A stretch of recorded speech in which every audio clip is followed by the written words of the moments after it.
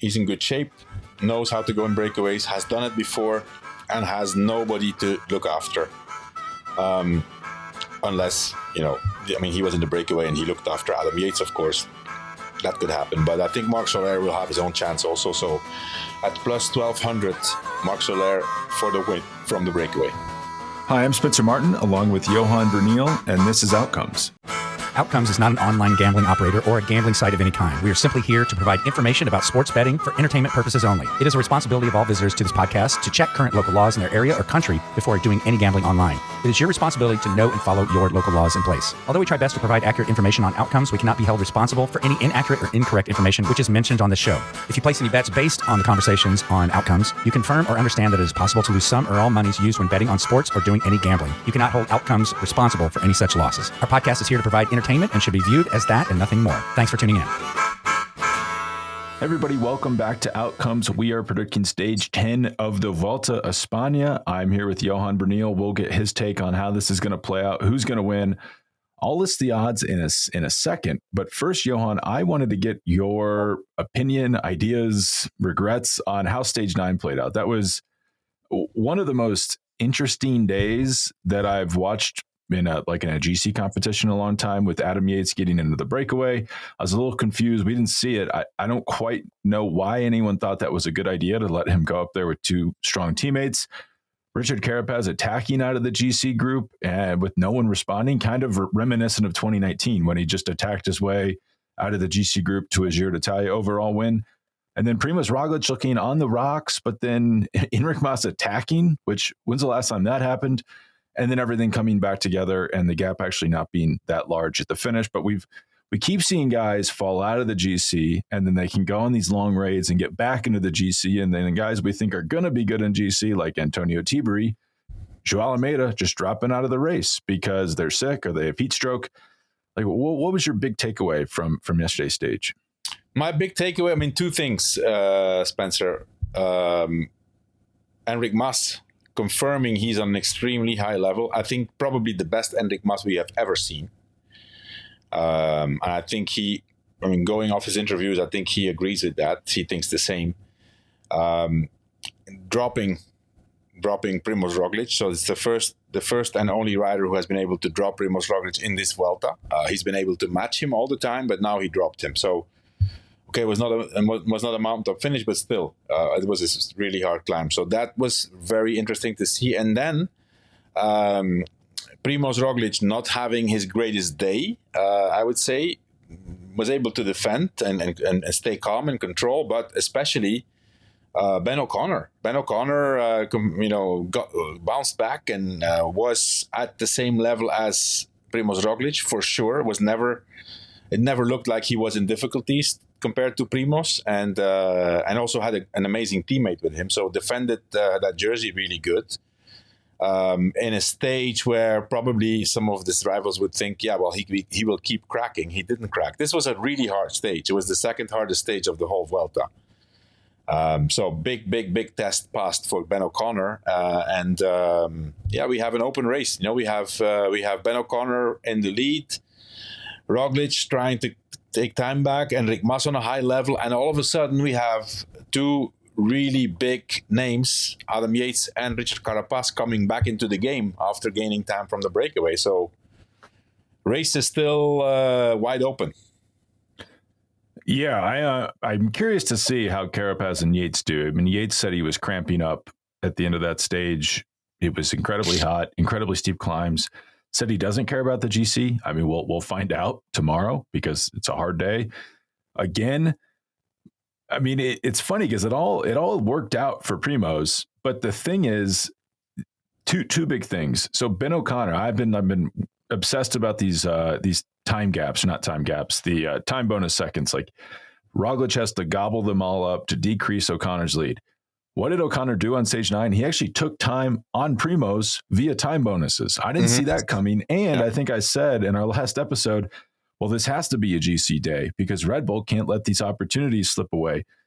But the big thing I learned from stage 9 is no one can control this race. Not Red Bull, not Decathlon, not UAE. And UAE is now fighting on the other side. They're not going to help anyone control the race. They're going to be in the breakaway probably every day. So This is going to be an extremely chaotic second week.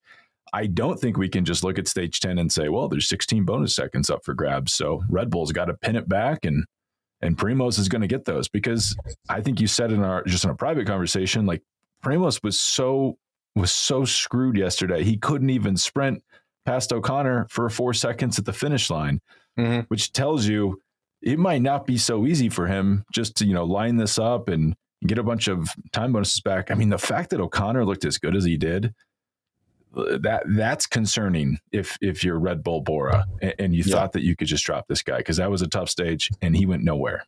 Yeah, Roglic was not on a great day, that's for sure. But then again, if that's not a great day and you can limit the losses like he did on a stage like yesterday, that's also a bonus. I think it's really, really difficult to predict right now what's going to happen. We have 3 guys, in my opinion, who are above everybody else. And then we have these other 2 guys who may come back into it, definitely are going to keep looking for opportunities. And the hardest part of the race is still to come. That's the beauty of this race. So it's really, really unpredictable. And another interesting thing about stage 9 is Florian Lipowitz. Very strong. Very, a bit of mispacing very strong there, but he's high up in GC, 6th, 5.5 minutes back, which puts him at about a minute behind third place. Like, if they start to wonder, can we actually beat O'Connor the way we want to beat him? They can always send him in a move. Like UAE but it's also is doing. important. I think it's important. I mean, for both, for O'Connor and for Roglic, to know that they have a teammate who's actually comfortably in the top 10. So that means that all of the mountain stages, these guys are going to be there at least when they need them, if they get in trouble. So that's something that Enric Mas does not have. For example, there's nobody of Movistar who can be with Enric Mas in those situations. But yeah. We'll see what happens. This episode of Outcomes is sponsored by BetterHelp. Kids are always learning and growing, but as adults, sometimes we lose that curiosity. What's something you'd like to learn? Gardening, a new language, or maybe how to finally beat your best friend in bowling? Therapy can help you reconnect with your sense of wonder and overcome some of those barriers that are in the way, because your back to school era can come at any age. Therapy can be really helpful for learning positive coping skills and how to set boundaries. It empowers you to be the best version of yourself, and it isn't just for those who've experienced major trauma. So if you're thinking about starting therapy, give BetterHelp a try. It's entirely online, designed to be convenient, flexible, and suited to your schedule. Just fill out a brief questionnaire and get matched with a licensed therapist today. And most importantly, you can switch therapists at any time for no additional charge. That's something that's very hard to do with traditional therapy. So the fact that BetterHelp is going to let you get who you need is incredibly important. So rediscover your curiosity with BetterHelp. Visit betterhelp.com/themove today to get 10% off your first month. That's BetterHelp, HELP.com/themove. All right, back to the episode. So stage 10, tomorrow's stage, they've gone across the country. They're out of the scorching heat. They're in Galicia. Much more mild temperatures. Yeah, it's milder. I just spoke to someone who's there. It's not cold. It's still 26, 27 degrees, but I mean, big difference, 10 degrees difference. So it's going to be very welcome for the riders. 160 kilometers. Kind of short. I mean, and that's not necessarily a good thing. And it starts on a 15-kilometer long climb, has a flat to rolling section in the middle, and then finishes on a really tough climb. 10K, not finishes. There's a 10K long climb, 6% average, about 20 to 30K before the finish line. Actually similar to the stage we just did. I'll list off the favorites on Unibet in Europe. I'll call it better prices when I see them on the big US books, FanDuel and DraftKings. Primoz Roglic is the favorite at plus 700, Wout van Aert plus 900, Marc Soler plus 1200, Brandon McNulty plus 1800, Pelayo Sanchez plus 1800, Jay Vine plus 1800, Isaac Del Toro plus 2000, Richard Carapaz plus 2200, Jonathan Narvaez plus 2200, Enric Mas plus 2500, Leonard Van Aert plus 2500, Mike Woods plus 2500. It goes on and on. We'll call them out when we need to. Johan, is this going to be breakaway or GC, and who is going to win? I think it's going to be breakaway, Spencer. There's so many people who are looking for opportunities. We have UAE who want to go in breakaways, and then we've seen that there's not a lot of horsepower on the strong teams to control, and then to control, with the uncertainty of what's going to happen on the last climb, and especially, 20K to the finish after the top of the last climb. So I think it's a breakaway day. I think UAE is going to have the same strategy. They're going to have multiple guys in the breakaway, and one of those guys I think will be Marc Soler. He's in good shape, knows how to go in breakaways, has done it before, and has nobody to look after. Unless, he was in the breakaway and he looked after Adam Yates, of course. That could happen. But I think Marc Soler will have his own chance also. So at plus 1,200, Marc Soler for the win from the breakaway. He's actually at plus 2,000 on FanDuel in the US. So even better. A much better price. I like Soler because he's actually won stages at the Vuelta just like this. We know he's good. I mean, he was driving the pace in that breakaway on stage 9. I would guess UAE is going to be in every breakaway from here until the finish, unless Adam Yates finds himself in the leader's jersey, then maybe they won't. So pick a UAE guy. Who do you like? Who do you think's strong? Go for it. On that note, I'm going Brandon McNulty, plus 1,800. What is he in the US? He's plus, not quite as good, plus 1,700 at FanDuel, plus 1,800 at DraftKings. So I'm going Brandon McNulty.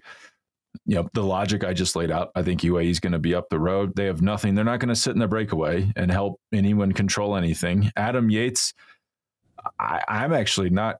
I think he's just going to be fighting to survive after the huge effort yesterday. So I don't think they're going to keep anyone back there and try anything from the GC group.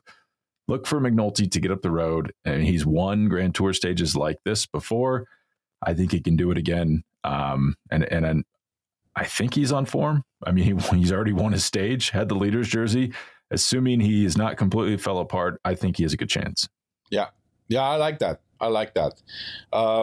My second choice is also going to be a breakaway rider, Spencer. Also a guy who has won a Grand Tour stage, looks to be in good shape, and actually here these guys, this team is used to send guys in breakaways, whether it's for stage wins or as a satellite rider to later wait for the leader. But Pelayo Sanchez, Team Movistar, plus 1,800. I think he's good enough for a stage like tomorrow.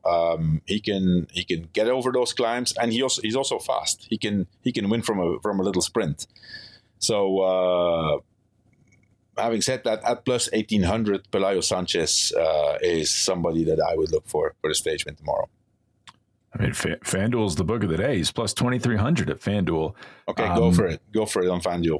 Yeah, and you know who he beat in his Giro d'Italia sprint? Julian Alaphilippe to win stage 6. So he's got to be quick. Actually, assuming he is on form, and he was in a breakaway earlier this race, so that it's not easy to get in any of these breakaways. So that tells you he's in some sort of condition.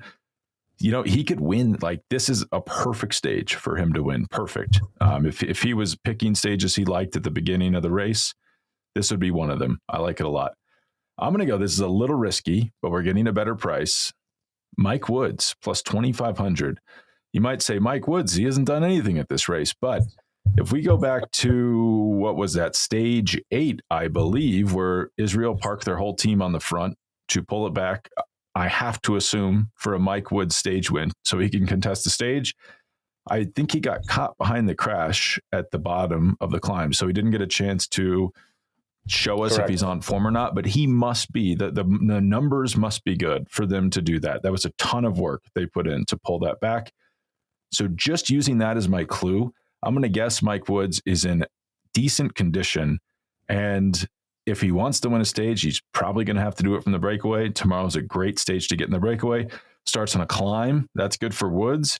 And if he's done his homework on the rest day, he could come into tomorrow with the legs hot. I assume you want to go for a hard ride on the rest day if you're trying to win the day after the rest day. But I hope he did that. I think he could win. Plus 2,500 is a pretty good price for a rider who, I mean, as recently as last year, was winning Tour de France stages that are similar to this. Yeah, for sure.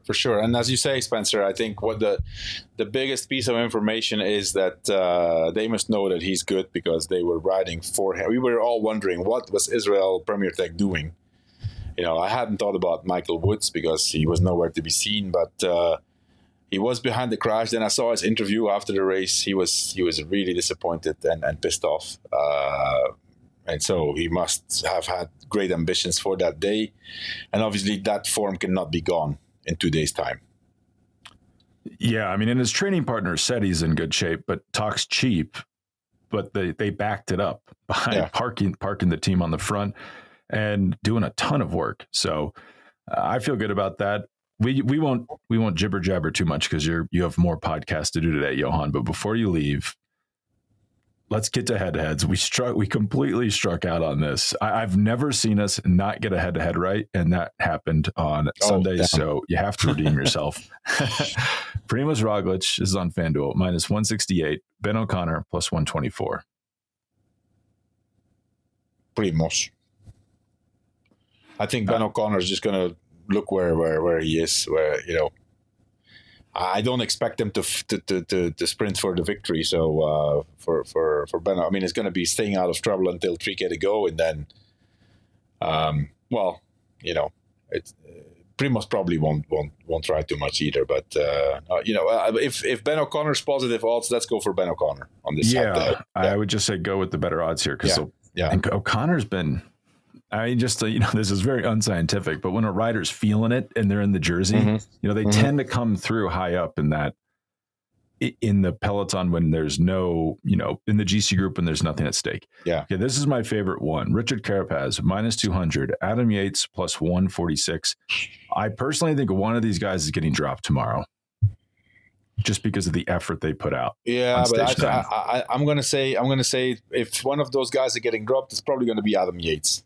I think Carapaz is getting back into form. Adam Yates seemed to me like he was saying, I don't care about GC, or he did a great ride, but Carapaz did an unbelievable ride too. And I'm pretty sure that Carapaz is still thinking about GC, and Adam Yates probably not. So this head-to-head goes to Carapaz, if you ask me. I agree. I mean, if you watch the end of that race, Adam Yates sitting up, celebrating. Carapaz looked like he was sprinting for the win. He's clearly thinking about GC. Even at minus 200, I would go with that. Leonard Van Eetvelt minus 120, Matthias Schelmoze minus 110. And let's see who is, I think Van Eetvelt's completely. Well, not completely. He's 9 minutes back in 15th. Yeah, he lost some time yesterday. I was a bit disappointed. I thought he could have stayed, but listen, he's young. It's 10 days of racing already, so it's the longest he's ever gone. Schelmoze. Yeah, at better odds too. I would definitely recommend that. Enric Mas minus 200, Mika Landa plus 146. Enric Mas. Even, do you think they'll finish in the same group? Yeah, I think so. So should you pick a Landa just because the odds are better? Oh, because he's positive, yeah. Probably, yeah. I think so as well. I think they will finish in the same group, so I would just go Landa. Pavel Sivakov, minus 220, who's looking amazing, by the way. Yeah, looks David good. Gaudu, plus 162. I don't know what to think of Gaudu. I mean, that was impressive, but... Yeah, but Sivakov's the better rider. I mean, I frankly wouldn't be shocked. If Gaudu got dropped tomorrow, I wouldn't be shocked just because of the effort he put out the other day. And he's been a little inconsistent. Sivakov, minus 220. Did Sivakov, do we know? So he lost a ton of time on stage 6. I'm just checking to make sure that's right. Do we know, no, not stage 6. Stage 8. He didn't lose that much time, yeah. Stage 8? All these stages are running. Yeah, stage 8, he loses a ton of time. Did he get stuck behind a crash? I don't know.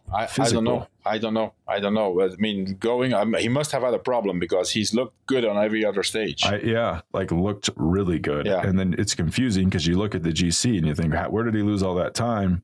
It's stage 8. Kind of makes me think he maybe was just stuck behind the move or had stuck behind the crash or had some mechanical problem. He's someone to keep an eye on. Let's look at podium overall finish. Plus 1,600 for the podium. That's not crazy considering. Not going to be easy on the podium, man. These 3 guys are, Roglic and O'Connor and Enric Mas, I think they're a level ahead of Sivakov. But hey, if something happens, you never know. He's minus 125 for the top 10. That's interesting. Mm-hmm. All right, Johan. Well, we will let you get to your other shows. Do you have anything else to share before you go? No, that's it. All right. Thanks. Bye. Okay, bye.